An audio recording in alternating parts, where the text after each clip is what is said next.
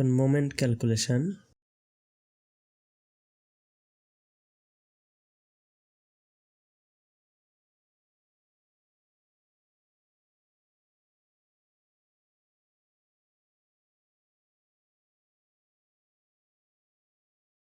M long লিখলাম আমরা, WL² divided by 2, অর্থাৎ ক্যান্টিলিভারের সূত্র। এখানে W বলতে পিন, এটা আপওয়ার্ড লোডটা বোঝাচ্ছে, এই ওপরে প্রতি স্কোয়ার ফিটের লোডটা কত ওপর দিকে। তাহলে 8.4 ইন্টু এই ক্যান্টিলিভার কতটুকু আছে, কলাম থেকে ওটুকু তো ক্যান্টিলিভার হচ্ছে, আমরা যদি উল্টা করে চিন্তা করি তাহলে 43.4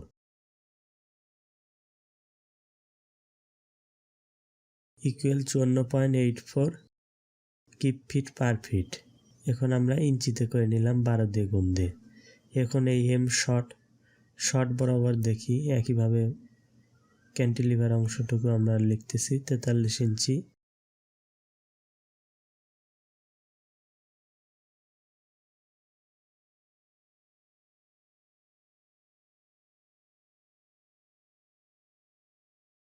(646.01 কিপস ইঞ্চ পার ফিট। এখন আমাদের সেম ওই একই স্ল্যাবে যেভাবে করছি, কারণ এটা তো এক প্রকার slab, balance steel ratio rho B equal alpha beta F prime C F Y epsilon U plus epsilon Y.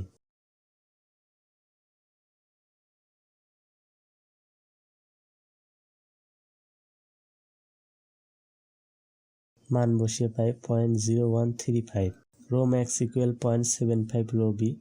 আমরা মানগুলো বসিয়ে দিই 0.01016। এখন আমরা ম্যাক্সিমাম মোমেন্টের জন্য কি ডেপথ চেক দেব, 5.9 ফর মোমেন্ট আর 5.75 ফর শেয়ার। 5 হচ্ছে রিডাকশন ফ্যাক্টর, আর এখানে ম্যাক্সিমাম মোমেন্টটা ইউজ করব, ওই দুইটার মধ্যে ম্যাক্সিমাম মোমেন্টটা ইউজ করব। তাহলে মানগুলো বসিয়ে দিয়ে আমরা ডেপথ পাবো, যে মোমেন্টের কারণে আমাদের ডেপথটা কত দরকার হচ্ছে।